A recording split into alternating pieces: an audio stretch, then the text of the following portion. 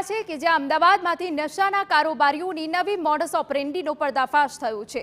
Hybrid ગાંજાની foreign સર્વિસી હેરાફેરીના ષડયંત્રનો પર્દાફાશ થયો। Post office સર્વિસથી થતી હતી હેરાફેરી, જેમાં રમકડા, ચોકલેટ, વિટામિન પાવડરના પેકેટનો ઉપયોગ કરવામાં આવતો અને આ પેકેટમાં હેરાફેરી કરતા હતા। શાહીબાગની ઓફિસમાં 14 પાર્સલની તપાસ કરતા સમગ્ર મામલો સામે આવ્યો।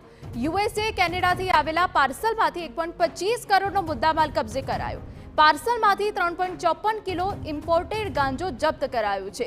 અમદાવાદ ક્રાઇમ બ્રાન્ચે ગુનો દાખલ કરી તપાસ હાથ ધરી છે। અમારા સંવાદદાતા યુનુસ ગાઝી વધુ વિગતો આપી રહ્યા છે। યુનુસ, અવનવી મોડસ ઓપરેન્ડી સામે આવી રહી છે હેરાફેરીની। નશાના કારોબારીઓની આ નવી મોડસ ઓપરેન્ડીનો પર્દાફાશ અમદાવાદ ક્રાઇમ બ્રાન્ચે કસ્ટમ વિભાગના અધિકારીઓને સાથે રાખીને કર્યો છે। અમદાવાદ ક્રાઇમ બ્રાન્ચને ચોક્કસ બાતમી હતી કે ફોરેન પોસ્ટ ઓફિસ દ્વારા અમેરિકા, થાઇલેન્ડ અને કેનેડા જેવા દેશોની અંદરથી હાઇબ્રિડ સિન્થેટિક ગાંજો મોકલવામાં આવે છે।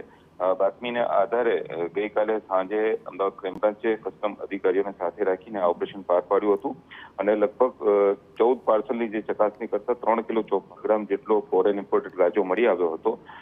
રમકડા, ચોકલેટ, કેન્ડી, જે લંચ બોક્સ એવા જે વસ્તુઓ હતી તેની અંદર આ ગાંજો છુપાવવામાં આવ્યો હતો અને અમદાવાદ મોકલવામાં આવ્યો હતો।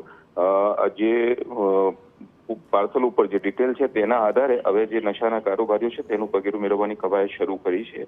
અમદાવાદમાં કોના ત્યાં મોકલવામાં આવ્યો હતો અને વિદેશમાંથી કોના દ્વારા મોકલવામાં આવ્યો હતો તે તમામ માહિતીને આધારે આગામી દિવસોની અંદર જે નશાના કારોબારીઓની ધરપકડ થાય તેવી શક્યતાઓ છે।